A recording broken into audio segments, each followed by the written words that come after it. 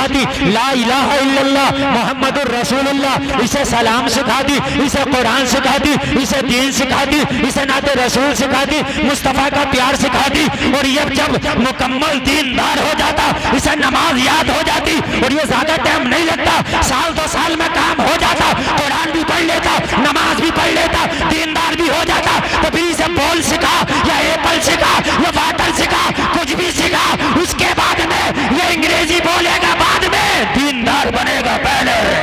नारे तकबीर, नारे रिसालत, फैजाने सरकारे मदीना, फैजाने इस्लाम, नारे तकबीर, नारे रिसालत। बाद में सिखाओ यार। और ये हुक्म भी है, तुम्हारे बच्चे बोलना शुरू करें तो सबसे पहले उन्हें अल्लाह का नाम सिखाओ, जैसे ही बच्चे बोले। मगर हमारे घरों के माहौल ही आज ये है कि अल्लाह का नाम नहीं सिखाते हैं। हम अपने बच्चों को जब सिखाते हैं तो फिर वो इंग्लिश की तरफ इतने भाग रहे हैं। मेरे भाई, इंग्लिश पे तो अगर 10 साल के बाद भी अपने बच्चों को इंग्लिश पे फोकस करा दो तो तब भी इतने काबिल बन जाएगा। ऐसा नहीं, 10 साल के बाद आप फोकस करा दो अपने बच्चों को इंग्लिश पर, तब भी इतने काबिल हो जाएगा। लेकिन दीन पर फोकस पहले कराओ। अगर आपने दीन पे फोकस अपने बच्चों का नहीं कराया तो फिर आपको पछताना पड़ेगा। ये doctor, engineer, professor, master, scientist बन जाएगा, लेकिन खुदा की कसम जब तेरा जनाजा पड़ा होगा ना तो ये तेरा बच्चा तेरे जनाजे पे खड़ा हुआ आंसू तो बाहर आ होगा, लेकिन इस काबिल नहीं होगा कि तेरा जनाजा पढ़ सके या तेरा जनाजा पढ़ा सके, नहीं होगा ये इस काबिल। और देखा गया कि बाप ने 1-1 करोड़ की अपने बच्चे को डिग्रियां करा दी, अपने बच्चों को 1-1 करोड़ के कोर्स करा दिए, लेकिन उसी बाप को कि जिसने 1 करोड़ की डिग्री और कोर्स कराया, जिस दिन ये बाप सफेद कफन में लिपटा है, जिस दिन ये शहर खामोशा का मुसाफिर बना है, इसका वो 1 करोड़ की डिग्री वाला बेटा भी पीछे खड़ा है, इस काबिल नहीं कि मुसल्ले पे खड़े होकर आज बाप का जनाजा पढ़ा सके। हाय बाप, आज मैं तुझसे पूछना चाहता हूँ, आज तू बोल नहीं सकता इसलिए कि सफेद लिबास में तुझे लपेट दिया गया है, 2 गज कफन में तुझे लपेट के शहर खामोशा की तरफ तेरा सफर शुरू हो चुका है। मगर बाप मुझे बता, तुझे मिला क्या? तूने 1 करोड़ की डिग्री कराई अपने बेटे को, लेकिन हाँ ये इस काबिल भी नहीं है कि तेरे मुसल्ले पे खड़े होकर सही से नमाज़े जनाजा पढ़ ले, ये सही से कह दे अल्लाहुम्मा ग़फ़िर ली हय्यिना व मय्यितिना, ताकि तेरे लिए दुआएं मग़फ़िरत कर सके। हाय बाप, तू मुझे बता तुझे क्या मिला? अरे ये डिग्री इसके पास रह जाएगी, अरे ये डिग्री इसके पास, तुझे क्या मिला? काश तूने अपने इस बेटे को 1 करोड़ की डिग्री बाद में कराई होती, अगर इसे पहले तूने दीन सिखा दिया होता, इसे पहले नमाज सिखा दिया होता, तो जरूरी नहीं है कि बाप का जनाजा पढ़ाने के लिए मुफ्ती हो चाहिए। अगर बेटा भी दीनदार है, अगर बेटा भी दीन जानता है तो फिर बाप के मुसल्ले पे खड़े हो जा बेटा।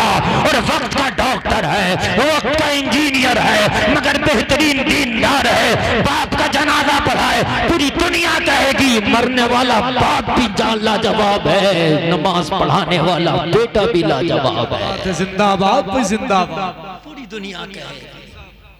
ऐसा नहीं है कि तुम्हारा बेटा अगर डॉक्टर हो तो नमाज नहीं पढ़ा सकता, अगर डॉक्टर है और दीनदार है तो पढ़ा सकता है।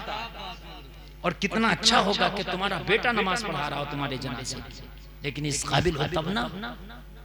तुमने तो A for Apple, B for ball में अपने बच्चे का पूरा खपा दिया बचपना, और उसके बाद जब बड़ा हुआ तो फिर बड़े होने के बाद तो कहाँ उसको इतनी फुर्सत और मोहलत मिली कि वो दीन सीख लेता।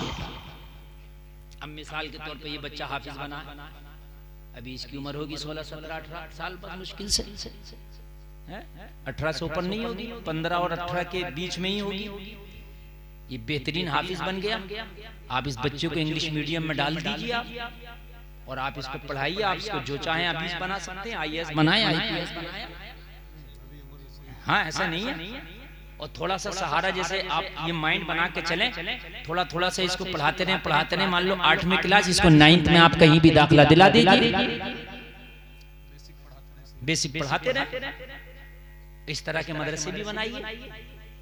मदरसे खाली चंदों को मत रखिए। मदरसों में बेहतरीन तरीके से आप निजाम रखिए इमदाद का कि गांव में फला आदमी इतना अमीर है भाई तुझे महीने में इतने देना है, एक कमेटी बनाइए और कमेटी बनाने के बाद सिर्फ एक बार देना पड़ेगा मदरसे में, दोबारा नहीं देना पड़ेगा। एक बार चंदा, ऐसा मदरसा बनवा के जा रहा हूँ, जिंदगी में एक बार चंदा लेना और देना, दोबारा कभी ना उसमें देने की जरूरत ना लेने की। एक बार दे लेके बेहतरीन निजाम, बेहतरीन स्टाफ, बेहतरीन फर्नीचर, बेहतरीन बिल्डिंग बना दो और बच्चों को रखो, बेसिक पढ़ाई रखो, दीन की तालीम पढ़ाई रखो, अच्छी फीस रखो, अच्छी फीस रखो। अच्छी फीस रखोगे हर मूछ वाला आके पढ़ाएगा, मजबूरी होगी उसकी पढ़ाना। वो इतने पैसे फीस में आ जाएंगे, इतने पैसे आ जाएंगे कि तुम्हें चंदे की जरूरत ही नहीं है। अब बच्चा हाफिज बना, इधर बेसिक तालीम हासिल करनी, ठीक है। अब उसके बाद में आपको जरूरी नहीं है आप मुफ्ती बनाओ, आप अपने बच्चों को जो चाहो वो बनाओ। तुर्कियों ने ना ये जो हरम शरीफ है मदीने का, अब तो ये तोड़ रहे हैं सऊदी वाले, इसको तुर्कियों ने बनाया जब सल्तनत उस्मानिया, ये 100 साल पहले खत्म हुई है। 1923 में तकरीबन सल्तनत उस्मानिया का ज़वाल आया। कौन बोल रहे हैं ये? अच्छा देखो, तवज्जो करें आप, तवज्जो करें आप। 14 मिनट बाकी बचा, बिल्कुल तवज्जो करें आप। सल्तनत उस्मानिया जो है वो 1923 में खत्म हो गई, लेकिन इससे पहले मदीना शरीफ और मक्का शरीफ का तसल्लुत उन्हीं के हाथों में था। उन्होंने हरम शरीफ बनाया मदीने का, इतना लाजवाब तरीके से बनाया कि जब उन्होंने हरम बनाया तो उनका अदब देखिए, मोहब्बतें देखिए। उन्होंने अपने बच्चों को पहले हाफिज कुरान बनाया। क्या बनाया? जोर से बोलो। हाफिज कुरान। और जब वो बच्चे हाफिज कुरान बन गए तो उन्हें राज मिस्त्री का काम सिखाया। मेहमान का काम। जब वो सीख गए बच्चे तो कहा, जितने हाफिज थे जब मेहमान बने वो राजमिस्त्री बने तो कहा अब तुम्हें मदीने का हरम बनाना है। सुभान अल्लाह, क्या जज्बा, क्या हाफिज थे बनाने वाले। आप कहते हो हाफिज क्या कर सकता? मदीने का हरम हाफिजों ने बनाया। सारे हाफिज थे। और मालूम है क्या उनका बनाने का अंदाज था? जो ईंट जो पत्थर उसमें लगता उस पे पहले कुरान का एक पारा पढ़ा जाता। सुभान अल्लाह, कुरान का पारा पढ़ा जाता। और आज एक बात और बता सुन ले, अगर दिल इजाजत दे तो यार, मदीने में अगर पैदा होकर पूरी जिंदगी मदीने में रह के मदीने में मर जाओ, अगर अदब ना कर सके मदीने को, तो खुदा की कसम जहन्नम में जरूर। सही बात है, सही बात। अदब जरूरी है। अबू जहल रोजाना नबी को कई बार देखता था, मगर अबू जहल हो के मरा, जाहिलों का भी बाप बन के मरा।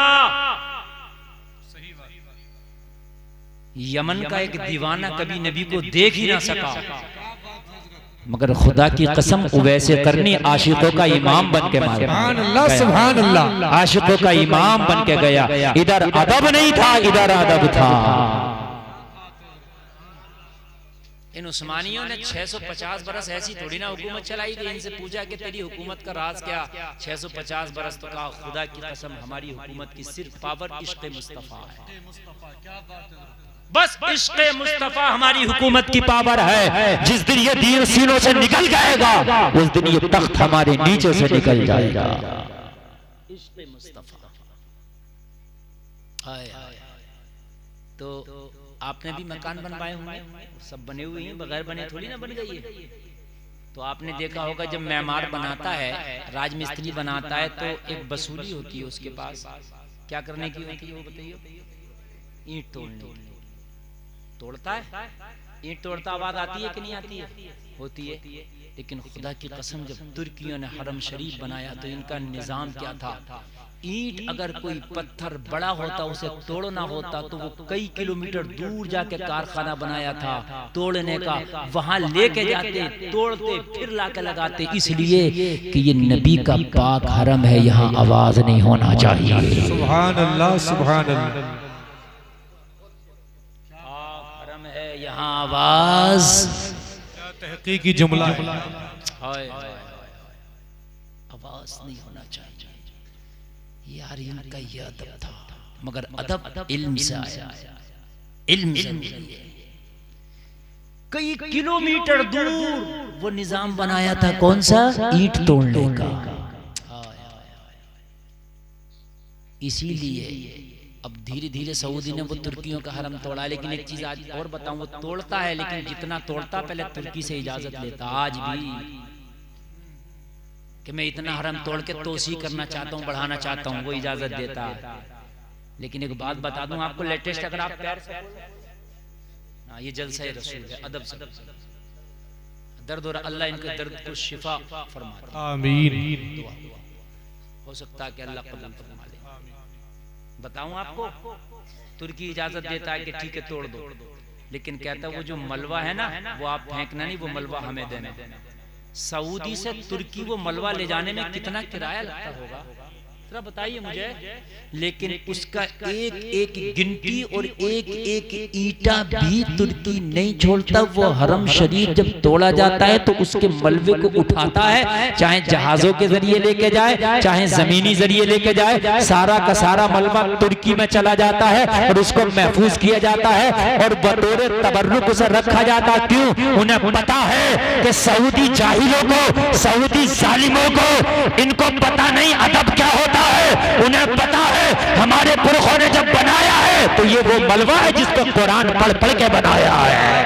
नारे तकबीर, नारे रिसालत, फैजाने सरकारे मदीना, फैजाने गौसे आजम, मसलके आला हजरत उलमाए अहले सुन्नत हजरत अल्लामा मौलाना मुफ्ती गुलफाम रजा रामपुरी।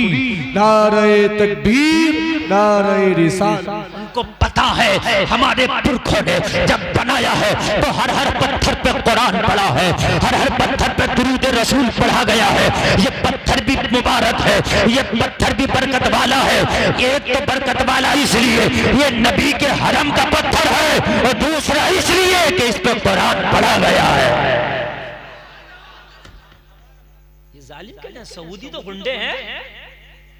मैं डंके की चोट पर कह सकता हूँ पूरी दुनिया में इनसे बड़ा गुंडागर्द और इनसे बड़ा अय्याश पूरी दुनिया में अंग्रेज भी नहीं है, हॉलीवुड नहीं है इनसे बड़ा अय्याश ना। मैं साबित कर सकता हूँ वो सलमान जो इस वक्त वहां का किंग है, उसके घर में यहूदन बैठी है। मेरी बात गलत हो तो आप सर्च करें अभी गूगल पे। यहूदन है उसकी बीवी, क्यों नहीं बोल रहा है वो इजराइल पर? वो जालिम क्यों चुप है मुंह में लड्डू डाल के? इसलिए कि जब यहूदियत घर में आ गई तो ये क्या बोलेंगे, खोखले हो गए। ये सऊदी भी मिसले यहूदी आजाद है। ये सऊदी को आप क्या समझते हैं? किसी ने कहा था इस कौम के बारे में क्या लिखे जो काबे की कमाई से पीती है शराब। लोग कहते हैं हज करने चले जाएं 40 दिन में तो यहाँ मुफ्तियों की नहीं मानते, तो वहां तो ऐसा हो रहा, वहां तो ऐसा हो रहा, वहां तो ऐसा हो रहा। अबे वहां की देख रहा है, शरीयत को देख। मुफ्ती की भी नहीं मानता। अरे साहब हमने तो ऐसा देखा वहां की क्या बात कर रहा है। 1400 साल पहले वहां लोगों ने काबे में 313 देखा, 365 देखे हैं, तो फिर देख क्या बात कर रहा तू। मक्का में लोगों ने अबू जहल को भी देखा था, तू देखने की क्या बात कर रहा? नहीं देखा था। ये कौन सी बात है देखा था? देखा था। अल-यौमा अकमलतु लकुम दीनकुम व अतममतु अलैकुम निअमती व रज़ीतु लकुमुल इस्लाम दीना। अल्लाह ने फरमाया हबीब हमने अपने दीन को आज मुकम्मल कर दिया। दीन मुकम्मल हो गया, अब देखा नहीं चलेगा ना, देखा नहीं चलेगा, अब लिखा और पढ़ा चलेगा। हाँ, देखा नहीं चलेगा कि देखा है, देखा है। अब देखने से क्या होगा, अब लिखा चलेगा, पढ़ा चलेगा। इसलिए कि दीन मुकम्मल हो गया और वो मुकम्मल होने के बाद लिख दिया गया। ऐसा भी नहीं है मुकम्मल हुआ लिखा नहीं गया, लिख दिया गया। दीन कुरान में लिखा है, दीन हदीस रसूल में लिखा है, दीन मुकम्मल हो गया। अब देखा नहीं चलेगा, अब लिखा और पढ़ा चलेगा। समझ में आ रही है कि नहीं आ रही है? हाँ, तो ये सऊदी को तो मैं तो सही बता रहा हूँ, मेरे हाथ में तो अल्लाह पावर दे दे तो मैं तो बाद में किसी से कुछ कहूं, सबसे पहले इनकी खैरियत ले। अरे बड़े जालिम हो गए ये, बहुत जालिम हो गए, हकीकत बता रहा हूं मैं, अफसोस की बात, इन्होंने तबाह कर दिया, इन्होंने तबाह कर दिया यार। इनके हाथों में बहुत कुछ है, इनकी जमीनें सोने और खजाने उगल रही हैं, समझ रहे हैं आप? लेकिन शेख अय्याशियां कर रहे हैं, अय्याशी। पहले मेहनत कश होते थे वो लोग, अभी अय्याश बन गए। इनके तो ना अमल काबिल कबूल है, ना इनके ईमान और अकीदे काबिल कबूल। काबे का इमाम, बहुत बड़ी बात बता रहा हूं, देख लेना यूट्यूब पर, पूर्व इमाम। अब मैं जो जुमला बोलूंगा दिल की धड़कनें तेज हो जाएंगी, और मैं बोलता हूं हिंदुस्तान में एक ही तो मैं कैसा आदमी जो बड़ा ओपन, बड़ा खुला बोलता हूं। हाँ, तो मैं बहुत ओपन, बहुत खुला बोलता हूँ, इसलिए मुझसे कुछ लोग नाराज भी हो जाते हैं। तो मैं उनसे कहता हूँ मेरे भाई, खुदा की कसम मेरी तुमसे दुश्मनी नहीं है, आपकी जहां बात है मैं आपके जूते सीधे करूं, मगर खुदा की कसम जो तुम्हारे अमल है मुझे इनसे दुश्मनी है, वो अमल मुझे काबिल कबूल नहीं है। क्या बता रहा था मैं भी? हाँ, काबे का पूर्व इमाम देख लेना अभी। अब तो वहां राइट हो गया ना, ये चीज कानून में वहां शामिल हो गई कि यहाँ सिनेमा घर भी खोले जाएं। जिस जमीन पर कुरान नाजिल हुआ था वहां सिनेमा घर, जिस शहर की रब कसम खा रहा, जिस शहर की अल्लाह कुरान में कसम खाए उसमें सिनेमा घर, बियर बार, सिनेमा घर, कसीनो। आपको शायद पता नहीं हो, आपको इतनी पता कि हज करने जा रहे हैं वहां। बेशक तुम हज करने जाते हो, अल्लाह कबूल फरमाए तुम्हारे हज, लेकिन जो वहां गुंडे रह रहे हैं उनके हाल देखो। काबे का पूर्व इमाम एक शराब खाने और बियर बार, जुआ खाने की ओपनिंग अपने हाथ से किया, अपने हाथ से। ताश के पत्ते हाथ में और ऐसे पीस के जब थपियां पीसी जाती है ना, ऐसे पीस के टेबल पे बैठकर उसकी ओपनिंग करके आया साली। फिर कहते हैं तुम वहां जाते उनके पीछे नमाज़ें नहीं पढ़ते, क्या करें उनके पीछे नमाज़ें पढ़ के, क्या करें नमाज़ें पढ़ के? भाई हमें नमाज वो पढ़नी है जो कुरान और हदीस ने बताई है, नमाज वो नहीं पढ़नी है जो ये जालिम बताएंगे। समझ में आ रही है? कभी मदीने जाना हो तो अदब बहुत जरूरी है, अदब बहुत जरूरी। और जिस कौम में नबी का अदब आ गया, खुदा की कसम हुकूमत खुद ब खुद आएगी। अदब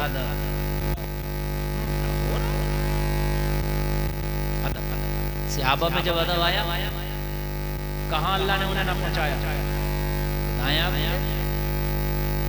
जब उमर के अंदर अदब कमाल को पहुंचा तो रोम और ईरान के अंपायरों को पसीने आए उमर का नाम सुन के। अदब तो मैं बात पूरी कर लूं, मेरा टाइम भी हो गया, देखो 2 मिनट बाकी, तवज्जो करें आप। हजरत जिब्रील ने भी मेरे नबी को नहीं पढ़ाया ना। अच्छा, अब बात मुझे ये बताओ आप, जो मैंने पहले कही थी कि जब एक हाई स्कूल है तो वो 5वें वाले स्कूल में जो 5 क्लास तक है उसमें क्यों लेगा एडमिशन? नहीं लेगा ना। अच्छा, दूसरी बात और, जिसने क्या एमए कर लिया हो तो वो जिसने 5वां पढ़ के छोड़ दिया उससे क्यों पढ़ेगा? नहीं समझ रहे आप? वो पढ़ा भी क्या सकता है? जिसने एमए कर लिया, एक ने 5वां करके छोड़ दिया तो पढ़ा देगा उसको एमए वाले को? नहीं। तुम कहते हो नबी ने पढ़ा नहीं, तो ये तो बताओ जालिमो, नबी पढ़ते किससे? दुनिया का इल्म जहां खत्म होता है वहां से मेरे नबी का इल्म शुरू होता है। पढ़ते किससे ये तो बताओ। कितना काबिल तो लेकर आओ जो नबी को पढ़ाता।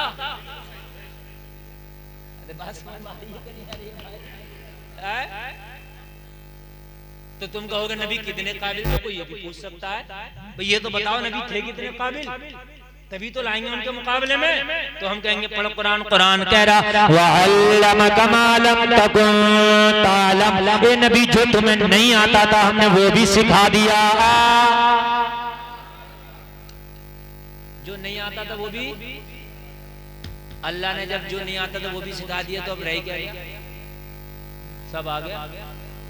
हजरत आदम को खाली 7.5 लाख जबानों का इल्म, खाली हजरत आदम को ऐसे 1,24,000 कमोवेश अंबिया आए, किसी को 1 लाख जबानों का इल्म, किसी को 50,000 का, किसी को 2 लाख का, किसी को 5 लाख का, किसी को 7 लाख का, किसी को 7.5 लाख का। तो टोटल अंबिया की कितने उलूम हो गए? वो जितना इल्म सारे अंबिया को था वो तन्हा मोहम्मदुर रसूलुल्लाह को है। सुभान अल्लाह, सुभान अल्लाह। इतने इल्म पे भी बात खत्म नहीं की अल्लाह ने। ये तो सब हो गया, फिर भी रह गया कुछ। तो कहा वअल्लमका मा लम तकुन तालम, अब जो रह गया था वो भी सिखा दिया। तो उठा पैजामा पढ़वाओगे किससे? ये तो बताओ, पढ़वाओगे किससे? कोई अच्छा, फिर ऐसी कोई यूनिवर्सिटी या ऐसा मदरसा बनाओ, बताओ। एक ने तो लिखा है, क्या लिखा मालूम है? तो मैंने ख्वाब में देखा, नबी फरमा रहे हैं मैंने उर्दू ज़बान दारुल उलूम देवबंद से सीखी है। माँ कहाँ से आई इतनी अच्छी? आप तो अरबी हैं। तो कहा मैंने दारुल उलूम देवबंद से सीखी। इन जालिमों से पूछे देवबंद दारुल उलूम अब बना और नबी 1500 साल पहले तशरीफ ले आए। यार बताओ, खुदा जब दीन लेता है तो अक्लें छीन लेता है। अरे कम से कम मिलती जुलती बात करते तो कुछ लोगों को बेवकूफ भी बना लेते, लेकिन ये तो कुछ समझ में ही नहीं आता।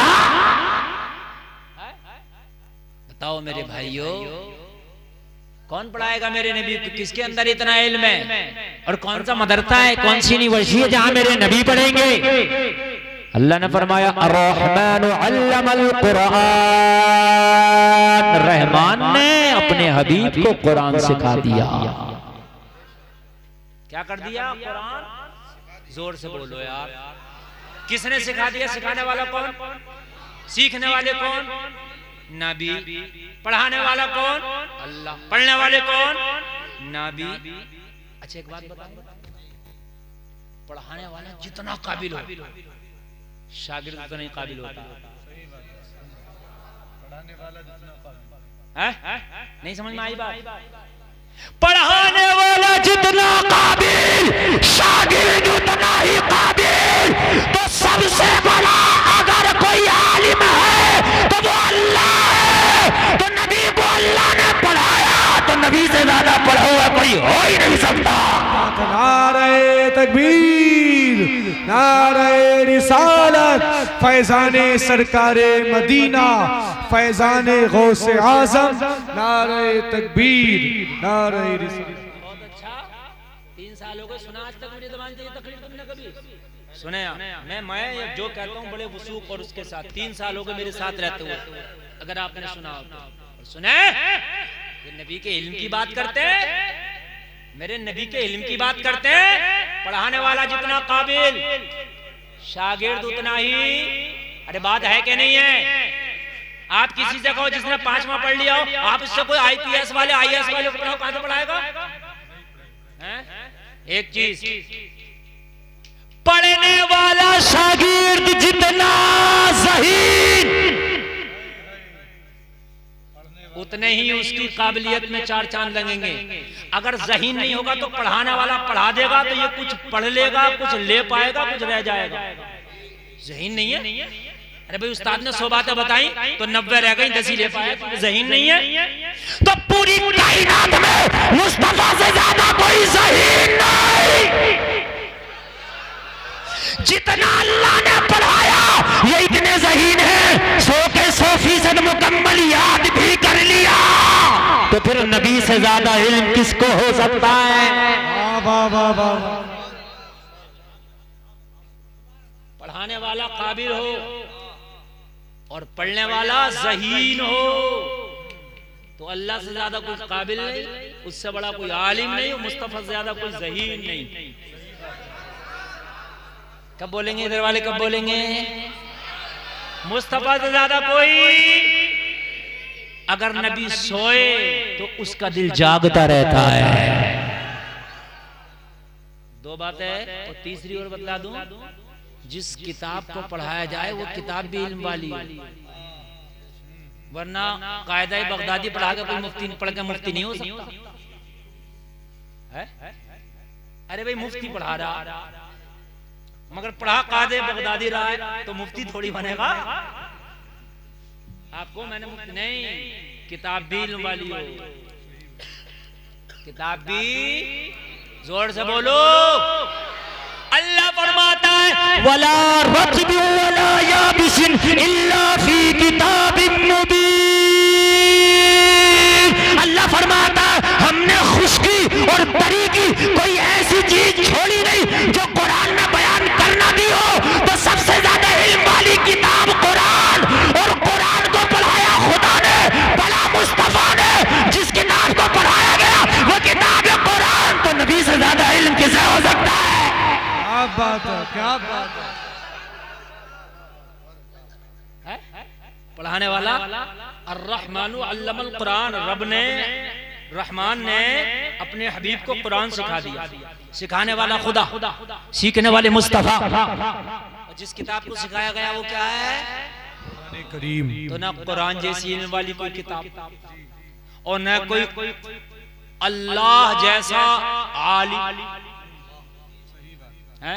ओरिजिनल आलिम तो वही है, सब तो उसकी अता से है। आलिमुल गैब व शहादा वही, और मुस्तफा से बड़ा कोई ज़हीन नहीं। आप कहोगे कैसे? तो 7.5 लाख ज़बानें, किसी को 5 लाख ज़बानें, ये सब की सब ज़बानें लेके बैठे हैं और कोई एक ज़बान भी नबी ने ये नहीं फरमाया कि मैं वो भूल गया। नहीं नहीं नहीं, एक जगह भी मेरे नबी ने फरमाया हो कि हाँ वो क्या बात थी मैं भूल गया। हम कहते हैं भूल गए, तो वो कह रहा वो तारिक मसूद पता क्या कह रहा? कह रहा वो नबी ने कभी लिखा नहीं, वो बेवकूफ, लिखता वो है जो भूल है।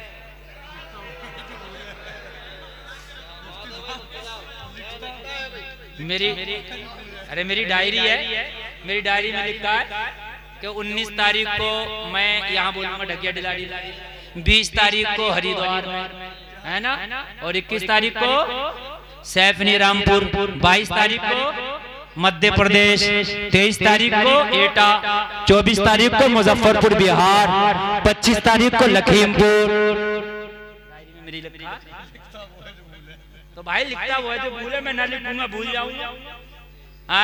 नबी जब भूले नहीं तो लिखे क्यों? बहुत अच्छा। जब नबी भूले ही नहीं, और या फिर साबित करके नबी फला चीज को भूल गए, या साबित कर वो भूलते ही नहीं तो लिखे क्यों? क्यों भाई कलम खराब करे और क्यों डायरी खराब की जाए भाई? इन्नल मुबज्जिरीना कानू इख्वान शयातीन के तहत जब जरूरत ही नहीं है तो फिर क्यों हम जो है खर्च करें? जरूरत के मुताबिक खर्च करो तो ठीक है, जरूरत से ज्यादा अगर कोई भी चीज खर्च करोगे तो शैतान के भाई हो। जब नबी भूलने, मेमोरी ऐसी है, मेरे अल्लाह ने नबी को मेमोरी ऐसी दी जो भूलने से पाक है। क्यों लिखे?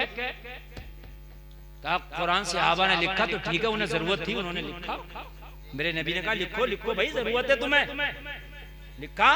और जैसी जैसी जरूरत पड़ी कुरान कई तरह से लिखा गया। मेरे नबी के सामने किसी ने पत्थर पे, किसी ने खाल पे, किसी ने पत्ते पे लिख दिया।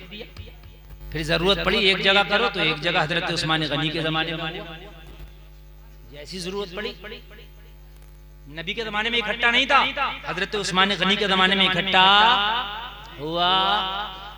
लेकिन न जबर वाला था, ना पेश वाला था, ना जज़म वाला था, ना तशदीद वाला था, खाली लिखा हुआ था। तो जरूरत नहीं थी उस वक्त जज़म की, जेर की, जबर की, पेश की। जब जरूरत आई तो जिसको जरूरत पड़ी, जिसकी अटकी, उसने लिखा। हज्जाज इब्ने यूसुफ ने कहा भाई अब एक काम करो, इस पे जेर जबर लगाया जाए। सुभान अल्लाह, सुभान अल्लाह। अब नहीं पढ़ पाएंगे लोग, हमारी अटक रही है ना गाली, हम नहीं पढ़ पाएंगे। ठीक, अब आगे बढ़ो, आगे बढ़ो। अब जब आप आगे बढ़ोगे तो अब क्या हुआ? अब हवालों की जरूरत पड़ी तो फिर आयत नंबर 1, 2, 3 ये सहाबा के जमाने में नहीं है। ये जो नंबर हमने डाले हैं ये बड़ी अच्छी गुफ्तगू चल रही है हम कहते हैं ना सूरह आले इमरान आयत नंबर फला, ये हमने डाले हैं नंबर, ये नाजिल नहीं हुई है, ये नंबर नाजिल नहीं हुए हैं कुरान में ना, सूरतें नाजिल हुई, सूरतों से पारे बने, समझ रहे हैं आप? और फिर उसमें हमने नंबर डाले और जरूरत पड़ी तो हाशिए पे लिख दिया गया, कहीं लिखा मुआनका इंदल मुताखिरीन या इंदल मुतकद्दिमीन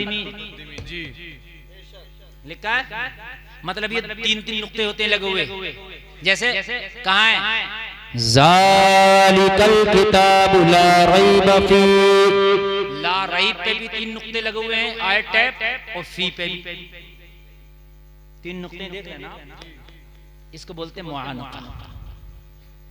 ये क्या है? ये है इन दोनों में से एक पे रुकना, अगर दोनों पे रुक गए जब भी माना समझ में नहीं आएगा, और अगर एक पे रुक गया, अगर दोनों पे नहीं रुके तब भी माना समझ में नहीं आएगा।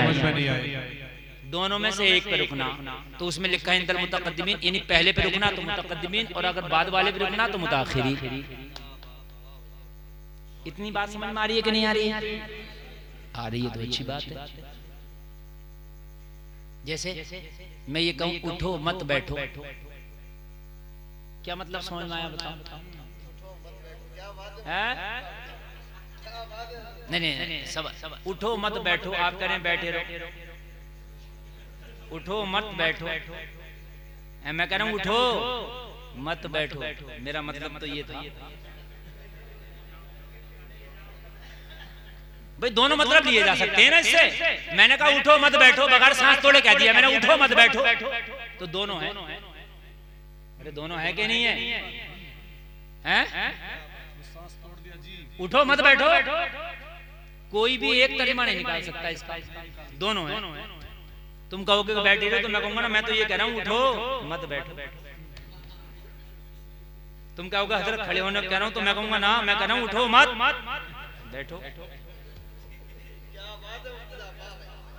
बात है कि नहीं?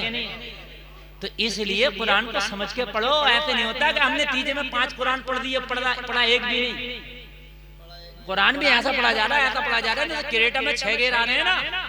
नहीं, हंसने की बात नहीं, समझने की है। तीजे में कुरान पढ़ लिया, पौन पारा पढ़ लिया, इधर पंजाब शुरू हो गई, तो इसने डाला छठा वाला गेर कि अब जो शुरू हो गया आप अरे भाई ये क्या तरीका है यार? अगर पौन पारा पढ़ लिया यहीं बंद करके रख दे, कोई जरूरी नहीं पूरा पारा पढ़ा जाए, जितना पढ़ लिया इतने का सवाब मिल जाएगा। ये बिगाड़ेगा, इसका आजाब जरूर मिलेगा। होता कि नहीं होता कि पूरा करो जल्दी से। एक तो हो जाए, जरूरी नहीं है एक हो जाए, 15 पारे हो जाए, 10 हो जाए, समझ रहे हैं आप? हाँ, तो ये जो माना का है ना, इसमें एक पर रुकना। अब जब हम रुक जाएंगे हम कहेंगे उठो मत बैठो, बात समझ में आ गई? हजरत ये कह रहे हैं उठ जाओ, हैं? और हमने अगर हम जो है बाद वाले पहले वाले पे हम जो है नहीं रुके तो हमने कहा उठो मत सांस तोड़ दो, बैठो तो पता चला उठने मना करना। तो सांस तोड़ना इसलिए क्या है? जरूरी है। क्या है? सांस तोड़ना जरूरी है। तो कुरान शरीफ का भी मामला ये है मेरे भाइयों, ऐसा नहीं है कि जैसा चाहो पढ़ दो, जैसा चाहो पढ़ के निकल जाओ। कुरान शरीफ को भी जो है समझने की कोशिश करो, सही तरीके से पढ़ो, तो इंशाअल्लाह पढ़ने का सवाब भी मिलेगा और फिर पढ़ने में मजा भी आएगा। क्या आएगा? तो ये जो नुक्ते हैं, ये जो मैंने बताया, ये पहले नहीं थे, उन्हें पहले ही पता था, सब कुछ उन्हें मालूम था, वो इतने काबिल थे, सहाबा थे, उन्हें पता था कहाँ वक्त करना कहाँ नहीं करना। लेकिन अब जो नाज़िर खां आदमी है उसे क्या पता बेचारे को कहाँ ठहरना कहीं ठहरना। तो अब लिखा गया मुआनका करके 3 नुक्ते लगा, ये नाज़िल नहीं हुए, लिखे गए। ठीक है, नबी को भी पता था कैसे पढ़े जाएंगे, सहाबा को भी पता था कैसे पढ़े जाएंगे। कितनी चेंजिंग आती रही लिखाई, बोलो आती नहीं कि नहीं आती नहीं? कुरान वही रहा, कुरान का लफ्ज नहीं बदला, नुक्ता नहीं बदला, समझने के लिए क्या करते रहे? समझने के लिए, जरूरत के मुताबिक। अब एक चीज और आ रही है कुरान में, आप देखना, कहीं पीला रंग है, कहीं लाल रंग है, कहीं हरा रंग है। हाँ, जहां इख्फा करना वहां हरा लगा दिया, जहां इजहार करना वहां लाल लगा दिया। रेड कलर के यहाँ बिल्कुल भी आपको रुकना नहीं है। लगा दिया ना कि ये नाजिल हुए रंग, नहीं नाजिल हुए, आसान कर दिया। कुरान वही है, कुरान वही है, कुरान नहीं बदला। तो मेरे भाई आप मुझे बताएं मुस्तफा को कौन पढ़ाता? तुम्हें अभी सही से कुरान पढ़ना तो आता नहीं है, मुस्तफा को पढ़ाने की बात करते हो। क्या बात है, क्या नुक्ता है हजरत। तुमने वो कुरान पढ़ा जिस पे मुआन का लिखा हुआ, जिस पे लिखा हुआ ये तोई की आयत है, जिस पे लिखा हुआ ये वक्फ लाजिम है, वो तो तुमने कुरान पढ़ा है। जबर जेर वाला तो कुरान पढ़े हो, नबी को पढ़ाने की बात करते हो। अरे बात है कि नहीं है? मदरसे में बच्चे जो पढ़ने उसमें जेर जबर लगा हुआ है कि नहीं लगा हुआ? वो तो कुरान पढ़े हो और नबी को पढ़ाने की बात करते हो यार। अजीब मसला है मेरे भाई। मेरे नबी से ज्यादा इल्म नहीं हो सकता, इसलिए कि पढ़ाने वाला खुदा भी लाजवाब, पढ़ने वाले मुस्तफा भी लाजवाब, जिस किताब को पढ़ाया गया वो किताब भी लाजवाब। तभी तो आला हज़रत कहते हैं या रसूल अल्लाह, सारे ऊंचों में ऊंचा समझिए जिसे, है उस ऊंचे से ऊंचा हमारा। थक गए आप लोग।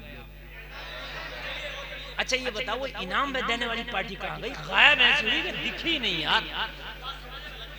नहीं मतलब इतनी भी समझदारी क्या है यार, मतलब दिखी नहीं है कि किधर जो है मतलब उसका चालान हो गया भाई। तकरीर में गुम हो गए, तकरीर में गुम हो गए, तकरीर में नहीं। मैं असल में मसला ये है, समझ में नहीं चल रहा मसला, सेटिंग से चल रहा था मसला। क्या था मसला? ये दबादब थपिए की थपिए भाई। नहीं, इमामों को नवाजना चाहिए, मुझे बड़ी खुशी हुई, मुझे यकीनन बहुत खुशी हुई, मुझे बहुत खुशी हुई। इमामों को नवाजना चाहिए और नवाजा, इसलिए कि इमाम तुम्हारी 24 घंटे खिदमत करता, तुम्हें तो आज मौका मिला। ये बहुत अच्छी बात है। अल्लाह आपको सलामत रखे, ऐसे ही अपने इमामों को नवाजते रहे। हम समझ रहे हैं आप? ये खुश रहेंगे तो इंशाअल्लाह आपके कारोबार में अल्लाह बरकतें ज्यादा फरमाएगा। ठीक है भाई, बड़ी अच्छी गुफ्तगू हुई है, अल्लाह में इस पर अमल की। ने अब कोई फरमाइश नहीं, देखो हमने अब भी ना हमने टाइम बहुत ज्यादा बोल दिया आपकी। नहीं, अब आपकी हमने मोहब्बत हो। अब हमारी 17 तारीख में आपको तकरीर सुनना है, और जो इंशाअल्लाह हम आएंगे और आप सब लोग को लाना है। नहीं बहुत हो गया अब्दुल भाई। अरे नहीं, 1 घंटे से ऊपर तकरीर निकल गई। हाँ अंदाजा है। अरे वो लड़की वाले को 1 घंटा अलग से चाहिए, ऐसे नहीं।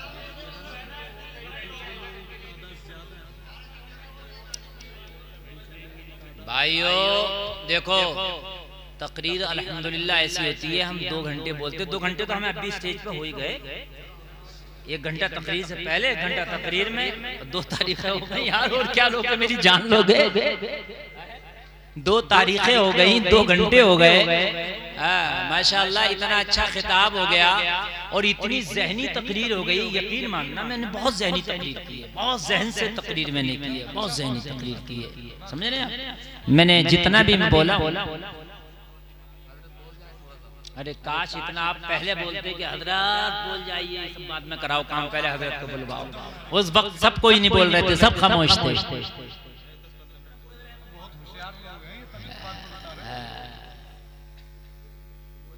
देखिए मेरी जो तकरीर थी वो आशिकों के हवाले से, और नबी का इश्क मेरी बहनों को भी जरूरी है, मेरे भाइयों को भी जरूरी है। अगर नबी का इश्क हमारे घरों में आ गया तो खुदा की कसम हमारी बच्चियां इर्तिदाद का शिकार नहीं होंगी। समझ रहे हैं आप? जो इर्तिदाद का शिकार बच्चियां हो रही हैं, नहीं होंगी। अगर आप शादी करने चलो, रिश्ता करने चलो, तो अगर आपकी बच्ची के लिए कोई बेहतरीन बाअमल आलिम दीन मिल जाए तो खुदा की कसम उससे अच्छा रिश्ता ही नहीं हो सकता। सही बता रहा हूँ। और अगर अपनी बेटे का रिश्ता करने जाओ, कोई पर्दे वाली बाहया बच्ची मिल जाए नमाजी, तो उससे बेहतर रिश्ता ही नहीं, उसके सामने कार भी बेकार है। सही बता रहा हूँ। इसलिए कि अगर नेक दीनदार बच्ची आ गई तो तेरी 3 नस्लें को संभाल देगी। एक तो जब तेरे घर में आएगी तो दीनदार बहू कहलाएगी, फिर दीनदार बीवी कहलाएगी, और माँ बनेगी तो दीनदार माँ कहलाएगी। बोलो भाई, कहलाएगी कि नहीं कहलाएगी? कहलाएगी। इसलिए दीनदार देखो रिश्तों में, रंगो रोगन माल दौलत सब ये बात की बातें हैं। सबसे पहले दीनदार। हो सकता है कि अगर बीवी दीनदार मिल जाए तो शौहर अगर दीनदार ना भी हो तो ये दीनदार बना दे। क्या कर दे? दीनदार हो सकता है, हो सकता है, बना सकती है। समझ रहे हैं? ये दीनदार अगर हुई तो इंशाअल्लाह दीनदार बना देगी। और ये शौहर तो शौहर, अभी एक शादी हुई, उसमें लड़की से मेहर पूछा गया तो उसने कहा लड़के के ऊपर है, जो चाहे वो दे दे। तो कहा नहीं, वो आपसे पूछना चाहता है। तो लड़की ने कहा मुझसे अगर पूछना चाहता है तो उससे पूछ के आओ, मेरा मेहर दे देगा वो? बाराती पूछने गए, क्या दे देगा? तो कहने लगा मेहर न देता तो बारात क्यों लाता? मेहर भी दूंगा, इसीलिए बारात लाया हूँ।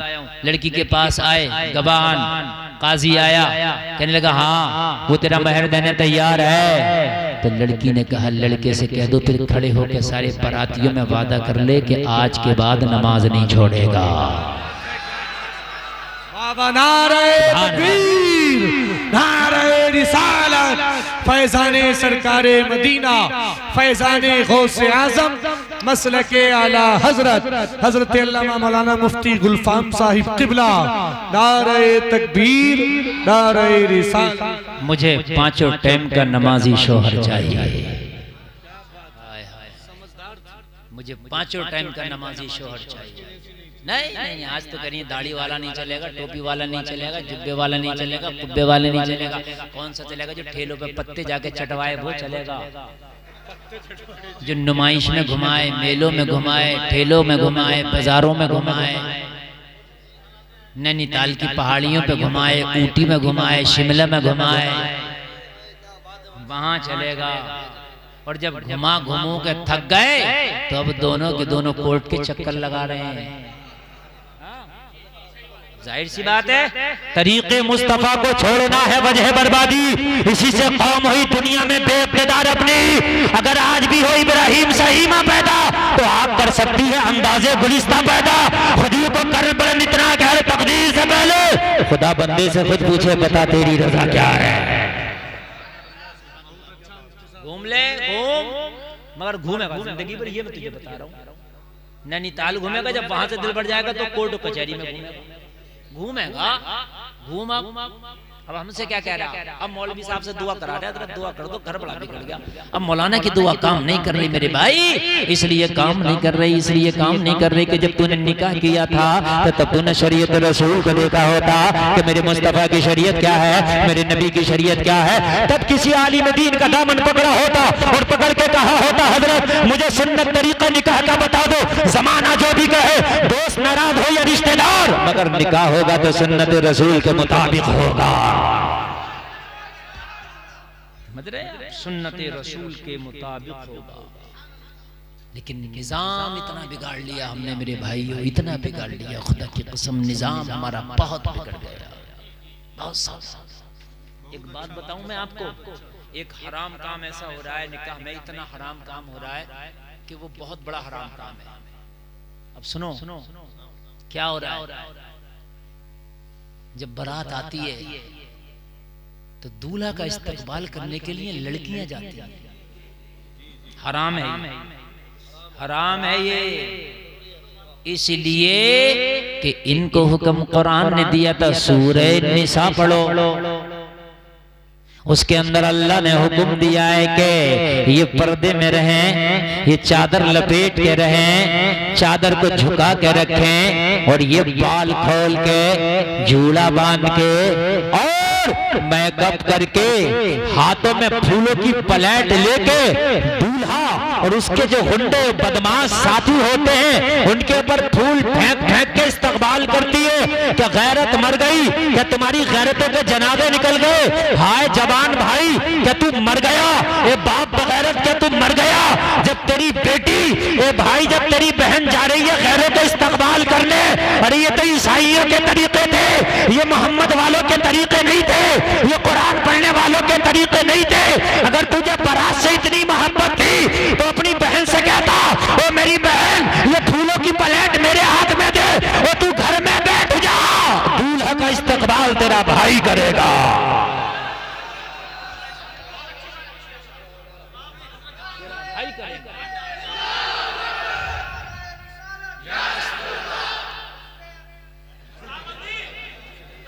मुझे बताओ तो क्या इस्तकबाल ना होता? क्या गुलाब के फूलों की खुशबू बहन के हाथों से ज्यादा आ रही है? क्या भाई के हाथों से खुशबू ना आती?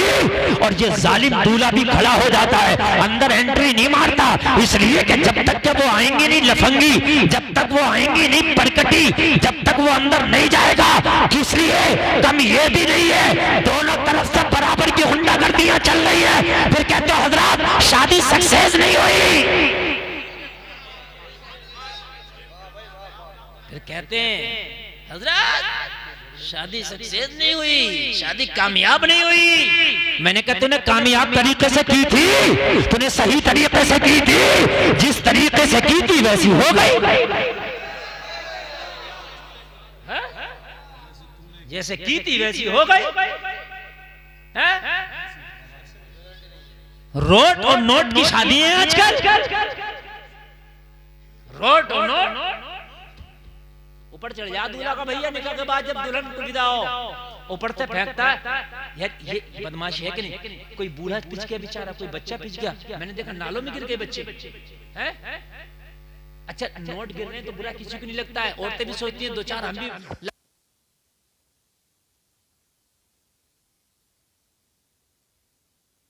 हो गया, बहुत लंबी हो गई। बस अब ये एक दो मिनट एक दो बातें बस सुन लें और उसके बाद तकरीर मेरी बहुत लंबी हो गई। हाँ बस ये एक दो बात यही मैंने बस शादी के हवाले से जो आजकल ज्यादा चल रही थी मैंने बता रहा हूँ, उसके बाद बस मेरी तकरीर खत्म हो गई। आप जाएं, आपसे पहले मुझे जाना है, मुझे सफर भी करना, मुझे थोड़ा सा आराम भी करना है, तो इसलिए आप बस ये दो बातें सुन लें जो मैं आपको बता देना चाहता हूँ। आप देखते हैं वो औरतों ने भी सोचा कि कुछ हमारे भी हाथ आ जाएंगे, पता चला कि उनको नोट कम हाथ आए, उनका दुपट्टा किसी के हाथ आ गया, उनकी ओढ़नी किसी के हाथ आ गई, पता चलता है किसी का चाक खुल गया, किसी का ग्रेबा खुल गया, कोई बेपर्दा हो गई, किसी के बाल खुल गए। बताओ मुझे ये किस लिए तूने नोट फेंका था? तो कहने लगा मुझे खुशी है, मेरे भाई की बीवी विदा हो रही है, मेरे भाई की दुल्हन विदा हो रही है, इसलिए मैंने ये छत पर चढ़ के नोट बखेरा था। तो मैंने कहा अगर खुशी है तो ये बखेरने से जाहिर नहीं होगी, तू तो 1 लाख की गड्डी निकालता और निकालने के बाद लड़की के बाप के हाथ में देता, कहता मेरे भाई की दुल्हन विदा हो रही है, आज बड़ी खुशी का मकाम है,